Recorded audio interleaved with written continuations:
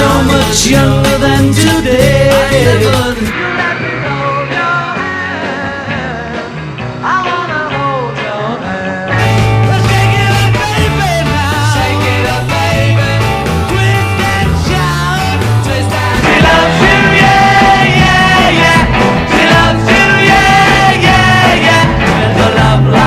Ang The Beatles ay isang sikat na banda na nagmula sa Liverpool, England. Ito ay nabuo noong 1960, ang grupo ay binubuo nina John Lennon, Paul McCartney, George Harrison, at Ringo Starr. Sila ay kilala sa kanilang mga kakaibang tunog, kahusayan sa pagtugtog ng mga instrumento, at mga makabagong komposisyon. Ang The Beatles ay naging isa sa pinakamahalagang banda sa kasaysayan ng musika. Sila ang nagpasya ng mga tuntunin sa paggawa ng musika, at naging inspirasyon sa maraming ibang mga banda at music hero. Ang kanilang mga kanta tulad ng Hey Jude, Hey Jude, don't make it bad. Let It Be, When I find myself in times of trouble, Mother Mary comes to me. at Yesterday. Yesterday, all my troubles seem so far away. Ay nagtamo ng malawakang tagumpay at nagpatunay sa kanilang husay sa pagsusulat ng mga awitin. Bukod sa kanilang musikalidad, ang The Beatles ay naging simbolo ng pagbabago at pagkakaisa sa panahon ng kanilang kasikatan. Ang kanilang mga mensahe ng pag-ibig, kapayapaan, at kasiyahan ay nakapagdulot ng positibong impluwensya sa maraming tao. Ang pagkadisband ng banda ng The Beatles ay may iba't ibang mga sanhi. Narito ang ilan sa mga pangunahing mga kadahilanan. Una, tensyon at hindi pagkakasundo sa loob ng banda.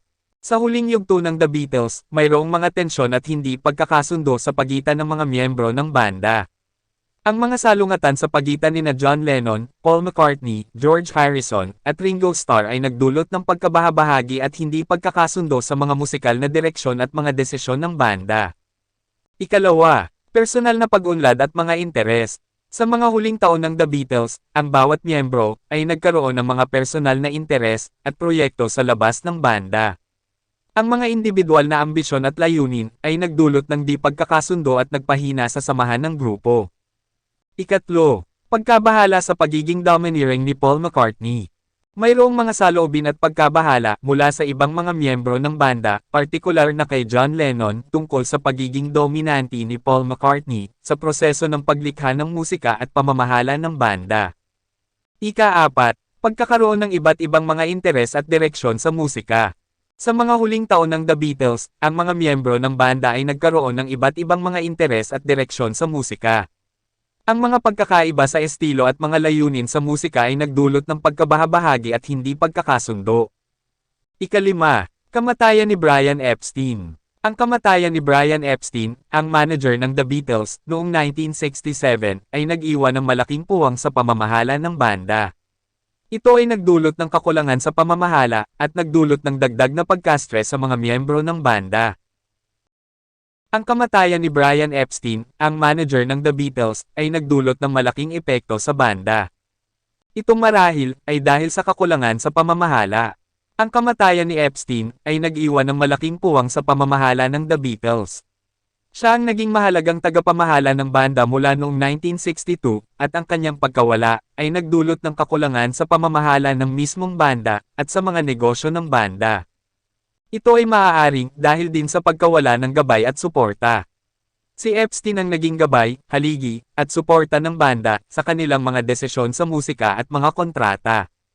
Ang kanyang pagkamatay ay nagdulot ng pagkawala ng isang mahalagang tagapayo at nag-iwan sa mga miyembro ng banda na magpasya sa mga desisyon ng banda nang walang kanyang gabay. Nagkaroon din ito ng mga problema sa pamamahala.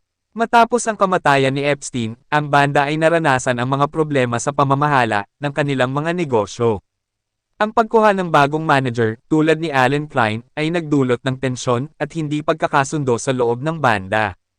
Nagkaroon din ito ng mga pagbabago sa dynamics ng banda.